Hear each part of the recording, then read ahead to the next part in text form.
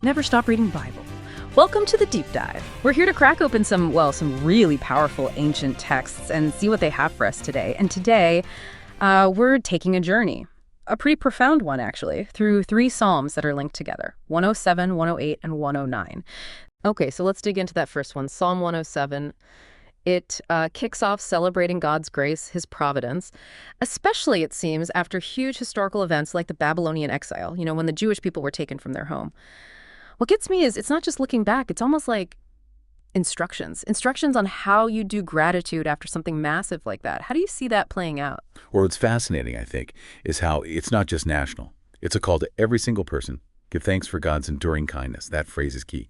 And the aha moment is realizing gratitude isn't just for the good stuff we think we earned. Psalm 107 makes you look for God's compassion even when you feel, completely undeserving, humbled. That's a perspective shift, isn't it? It really is. And the structure, you mentioned structure earlier, it gives us this powerful framework for gratitude.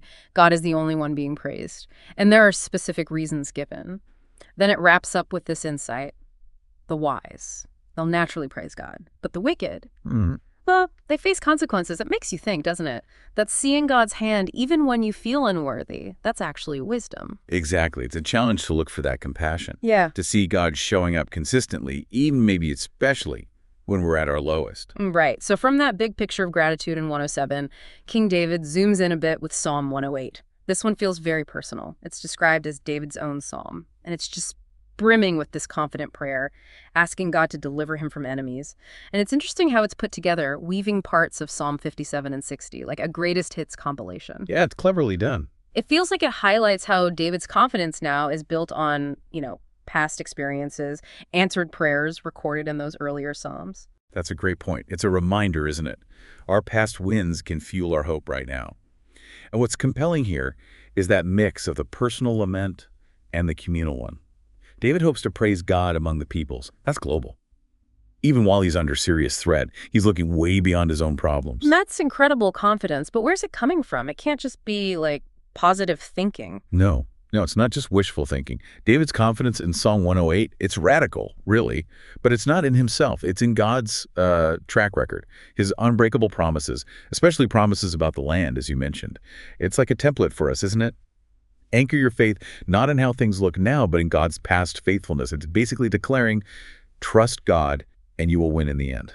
Okay, so 108 shows David's confidence rooted in God's promises. But then Psalm 109, it peels back another layer. It shows a much, much roars side of his faith. This one has a real intensity. It's a lament song, right? A passionate cry of sorrow, protest. David is just pouring out righteous anger against people who hurt him badly, betrayed him. He does not hold back. Not at all.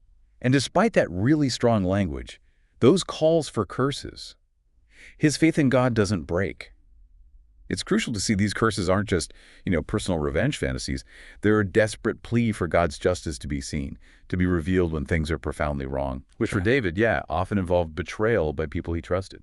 Reading 109, it's like David is totally unfiltered, just the rawest feelings.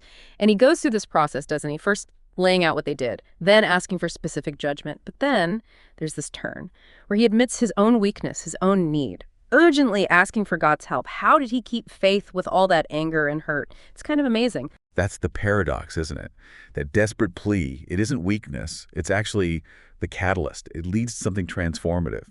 Renewed confidence, renewed praise. And this isn't just, ancient history for David. It gives us a timeless way to handle our own deep hurts. First, face the injustice, then turn to God for help. And through that very vulnerability, you actually find a deeper, more resilient faith.